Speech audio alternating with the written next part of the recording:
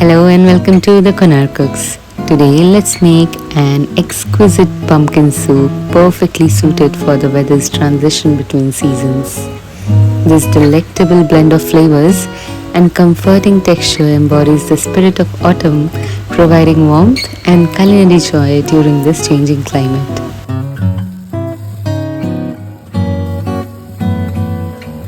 The ingredients required for this recipe are pumpkin, onion, garlic, carrots are optional, and rosemary.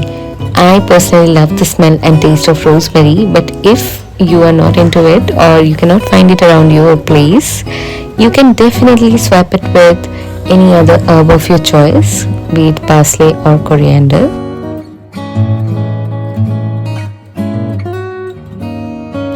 Apart from this, you'll also need salt, pepper and oil of your choice. We have used olive oil here.